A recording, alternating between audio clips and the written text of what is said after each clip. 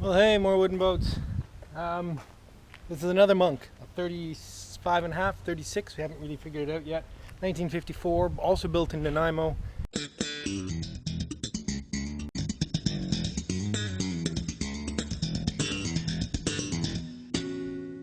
Those of you that are following along will remember that when I sold the Airstream, the woman who bought it from me turned into a really good friend. In fact, as she learned more and more about boat life, she thought, you know, maybe this is the life for me. And we went and looked at the Monk that I originally thought I was going to buy and didn't buy, and it was for sale again, and it was in much better condition now, and lo and behold, she bought it. Of course, the first thing we needed to do was take it out and put it on the hard for a little bottom work. A few surprises, a few things we expected, but on the whole, really in much better shape than I thought it would be. Let me just give you a quick overview of the boat. It's interesting, it has a much rounder bilge than my boat, which makes me wonder if it's actually an older design even though it was built newer. It doesn't have that hard chine and that rather complex chine plank that's in at the corner there, which means it does roll quite a bit more than mine, and let me tell you, I know. Boat also has a Perkins 6 in it, same engine as mine, but it's got the horizontal version, which is also turbo. Kind of an odd duck, but it runs like a top, starts right on the button. Carvel planked, of course, yellow cedar on oak, generally in very good shape. I thought I'll take you around and look at some of the real issues. By far, the biggest issue is at the hood ends. Let's have a look at that. Okay, so yep, this really is nasty. You can see gaping holes here at the hood ends. So these planks, this one, probably this one, will need to be replaced and scarfed in, staggered. Not this haul out though, because we just can't justify it, but we'll have to just dry this out, get some CPS in here and some filler and get another year out of this before we can do the real work. But the good thing about it, I'll measure the planks, I'll get an idea, so at next year's haul out we can have the wood ready and do it. Happily, the stem is really quite good, even in Beyond the Rabbit, and I don't know what it's called in the stem, the piece of wood in there, seems quite solid. And in fact, someone has panicked and put in a whole bunch of number 8 wood screws in here, and they're holding quite well. But that is the worst mess on the boat, other than some weird stuff. It's not bad. This side is much better for some reason, and of course the cause of all this is because the chain locker just gets so bloody damp in these, and there's no ventilation. My boat has the same problem, not nearly as bad at the hood ends. In fact, my hood ends are excellent. As soon as you start to come aft, you get a few bleeders. This boat is fastened with galvanized boat nails, and there's the distinctive, well, that one doesn't have it, but you can hear the distinctive sound of all on rusty steel iron. So I'm going to come up with an approach to deal with all these bleeders. I've gone through and removed the bungs and putty because they've already been tried to repair a few times, and so a little later on I'll show you what I intend to do to try and fix these. There aren't that many, but there's enough that are ugly, and well, we know they're just going to come back. A little further on in the splash rail, there's also some problems here. I've just scraped off so I can see where the bungs are. This one's already got some filler in it, and it's got an extra screw. Obviously a lot of bleeding through in here. Sadly, there's some bleeders in underneath the splash rail, so really to get at fix whatever's going on in there, I'd have to remove it. I'm not going to do that this haul out for sure, so we'll always have a little bit of a bleeder happening there. Here, just some experimental cleanouts all the way up this side for some reason. I'll try to tip you so you're not actually in the sun. These are all bleeding. These all had filler in them, so someone's had these apart already. Nasty little mess on the trim on the swim grid, but again, we won't be dealing with that this year. Okay, let's go back around, look at the bottom a little bit. Scag keel looks pretty good. I haven't really found much in the way of soft spots. If this is indeed a worm shoe, and it sort of looks like it is, I've been all underneath it, and I certainly can't see any entry of worms, but I really don't know much about the nasty Torito. I'm just hoping we don't have them here yet. As was also the case with mine, the garbage seam is a bit of a mess. It's actually not too bad in this very one area, but you can see I can stick my all up a little further than I'd like to in there.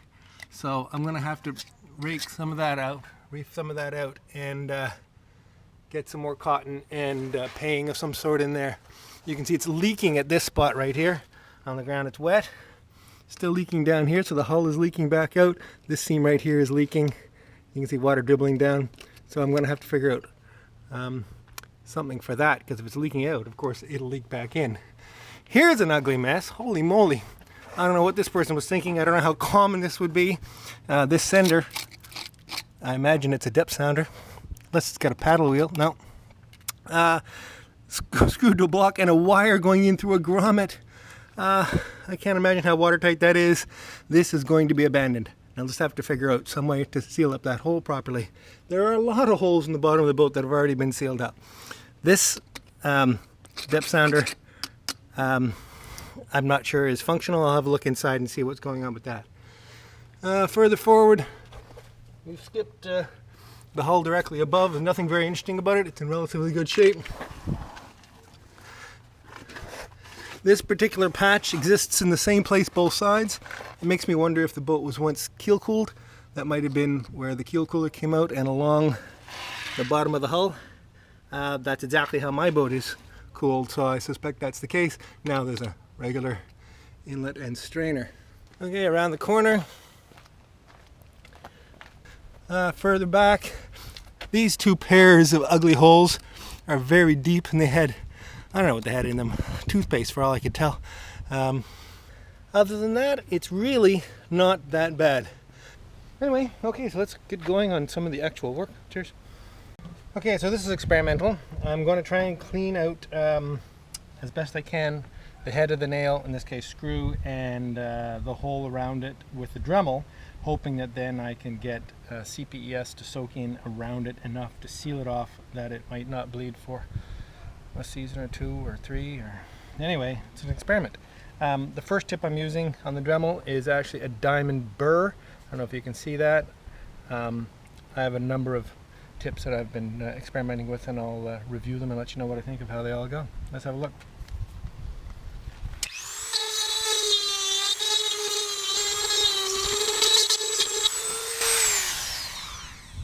Okay, I'm not going to stick you in there, you won't be able to see anything under this light, but as you can see, I'm trying to undercut a little bit in around the fastener and get down to some relatively clean wood that will soak up the CPES. Again, this is the first job I'm doing on the boat because we have sunny days for the next couple of days, and they'll get good and dry in there before I put the CPES in. This piece is actually teak. It would be nice to have this finished natural like the upper one is, but I don't think I'm going to bother going to that much trouble. At least not this hollow. Okay, so I used the little diamond burr on the Dremel to, which this isn't, to cut some relief around each nail. Now I'm using a little abrasive bit. I don't know if you can recognize it anymore, that it's gone all dark and a bit polished. It's not quite as abrasive as it was, but it's still cutting relatively well. And I'm using this to try and clean more of the rust off the nail, because if I touch the nail too much with the burr, it dulls it very, very quickly. So this is quite satisfying because lots of red dust comes out. Now, of course, it's also, some of that dust is just wood, but anyway, let's have a look.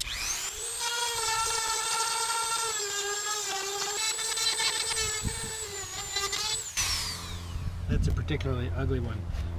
Now, I have a feeling that red dust is, a lot of that is wood, it's sawdust, but I think it's sawdust that's saturated with red oxide, with rust. It should be noted that even though these nails are rusty and I'm grinding away at the heads of them, there is lots of material left. These nails are still holding the boat together very, very well. I don't know if I can get you in to have a look at this, but this particular one right here is a pretty good example. It has quite a round head on it, and there's lots of metal left on that for sure. Anyway, the trick is to reduce the amount of rust we get off it. Well, I'm working my way along the transom seam here, and as just about everywhere else, anything that's sort of suspect is full of kind of body filler or putty, or in this case maybe concrete. I've heard from a few old timers that concrete was used to pay joints on the west coast here. In fact, I've heard of something called bear shit, which is a combination of roofing tar and concrete. Anyway, that may be what's all through here because it's black and it just breaks out like concrete. Although caulking the transom seam always gives me the willies a little bit because you don't want to put too much pressure in there, unlike a regular seam where the planks are side by side and they can take a lot of pressure. Here, if you put a lot of pressure in there, you're just driving the planks off the bottom of the boat. So I'm going to have to do some research, get on the internet and find out with all the woodies, those of you who know what you're doing, how they caulk these joints. Something's got to be done. All right, I'll just keep chipping concrete out of here for now. Oops, did you get that? God, what a mess. See ya. Okay, end of the first day. Went pretty well, actually. Went pretty well. I've dug out all the bleeders and Dremeled them out and flushed them with alcohol. I might do that a couple of times, try to help dry them out a little more. Of course, I'll use some heat as well. There's 104 or so bleeders. Started to scrape the bottom. I'm not going to get too wound up about that because I really got to get the bleeders dry and epoxied. There's just going to be so many steps to getting those sealed up that the bottom is actually not all that crucial, believe it or not. Bottom's in good shape, really. It's not bad at all, other than all those strange extra things. I completely reefed out the transom seam. It was just a mess.